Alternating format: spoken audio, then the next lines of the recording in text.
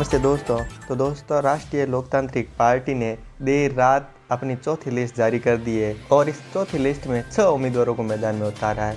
और ये 6 उम्मीदवार ऐसे हैं कि उस क्षेत्र में अपना वजूद रखते हैं और ये हाल ही में ही राष्ट्रीय लोकतांत्रिक पार्टी में शामिल हुए।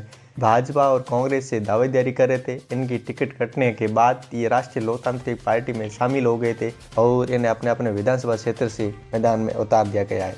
जी हाँ, ऐसे में कांग्रेस और बीजेपी के लिए चिंता का विषय है। जी हाँ, अब दोस्तों आपको बताएंगे कौन सा उम्मीदवार कहां से उतारा है और कौन सी पार्टी से ताल्लुकात रखता था और अपने क्षेत्र में कितना मजबूत है। जी हाँ दोस्तों, बात करते हैं सबसे पहले कपासन से। तो कपासन में आनंद कुमार खटीक को राष्ट्रीय लोकतांत्रिक पार्टी ने मैदान में उतारा है। आनंद कुमार खटीक हाल ही में कांग्रेस छोड़कर आरएलपी में शामिल हुए थे। आनंद कुमार खटीक कांग्रेस के पूर्व प्रत्याशी रह चुके हैं और एआईसीसी की सदस्य है।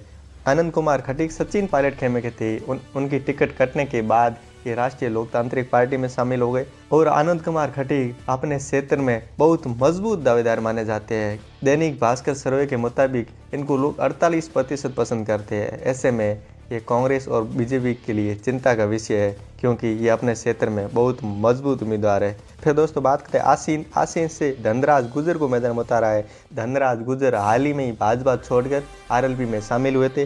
धनराज गुर्जर भाजपा के प्रदेश कार्यकारिणी के सदस्य थे और वह गुलाबपुरा नगर पालिका के पूर्व अध्यक्ष रह चुके हैं और ऐसे में ये अपने क्षेत्र में दबदबा रखते हैं और इसमें कोई दो राय नहीं कि ये तीसरे मोर्चे के रूप में टक्कर देने के लिए तैयार रहेंगे अपने क्षेत्र से। फिर दोस्तों बात करते हैं खाजूवाला से। खाजूवाला से जयप्रकाश बांगड़वा को मैदान में उतारा है। जयप्रकाश बांगड़वा काफ़ी मजबूत दावेदार माने जाते हैं। ऐसे में ये कितनी टक्कर देंगे ये तो आने वाला वक्त बताएगा।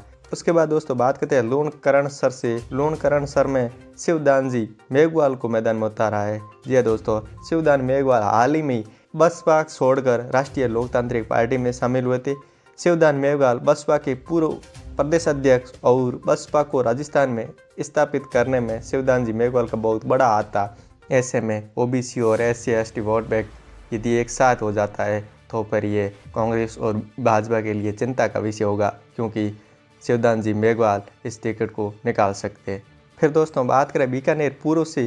तो बीकानेर पूर्व में एडवोकेट मनोज बिश्नोई को टिकट दिया है। एडवोकेट मनोज बिश्नोई बीकानेर के पार्षद रह चुके हैं। जी हाँ दोस्तों, ये कांग्रेस पार्टी से ताल्लुकात रखते थे, अशोक गहलोत खेमे के थे और कांग्रेस छोड़कर हाल ही में राष्ट्रीय लोकतांत्रिक पार्टी में शामिल हुए और राष्ट्रीय लोकतांत्रिक पार्टी ने बीकानेर पूर्व से मैदान में उतारा है। तो ऐसे में कांग्रेस के लिए बहुत बड़ा खतरा बन के उभरेंगे और तीसरे मोर्चे के रूप में सामने आएंगे। जी हाँ दोस्तों, फिर बात करता है बीकानेर पश्चिम से। तो दोस्तों बीकानेर पश्चिम से मजीद खोकर को टिकट दिया गया है जो हाल ही में कांग्रेस छोड़ करके आरएलपी में शामिल हुए थे। बीकानेर पश्चिम से कांग्रेस के बड़े नेता थे और ऐसे में आरएलपी ने कांग्रेस को झटका दिया और मजीद खोकर को आरएलपी ने मैदान में उतारा है। तो क्या दोस्तों कांग्रेस और भाजपा को पिछाड़ पाएंगे, ये तो आने वाला वक्त बताएगा।